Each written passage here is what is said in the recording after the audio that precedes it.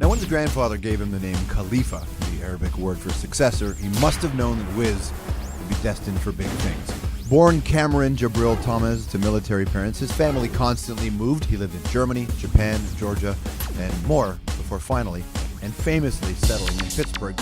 His parents would divorce, but they remained a loving bunch and always supportive. When he was just 6 years old, his mother's friend turned him onto the music of Snoop Dogg. At 12, started rapping to help him fit in with his cousins and uncles.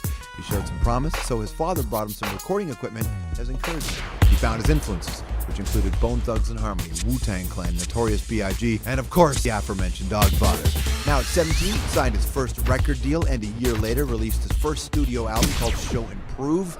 Wiz has been rising up the charts ever since. Number 1 with his Pittsburgh-inspired anthem, Black and Yellow, Black and Yellow, Black and Yellow, a tribute to all them sports teams complete with pirates hats and steel towers. So how did the city respond? Well, they named a day after him. How many people get that?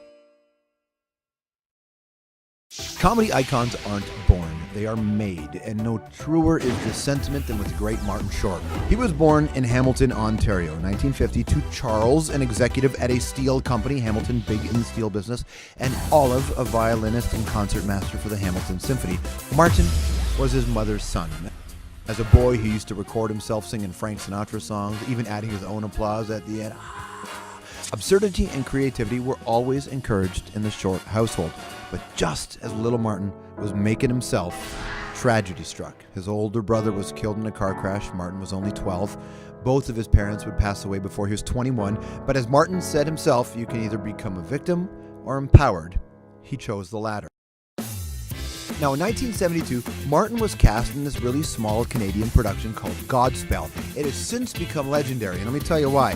Here's who else was a part of it. Eugene Levy, Gilda Radner, Paul Schaefer was the musical director, Victor Garber, Dave Thomas, and Nancy Dolman, Marty's future wife. Martin continued to hone his performance skills in short-lived American sitcoms like I'm a Big Girl Now and The Associates, but in 1982, he got offered his dream job, invited to join the cast of SCTV. That was where we met iconic characters like Brock Lanahan, Jackie Rogers Jr., You're a dead man, Rogers!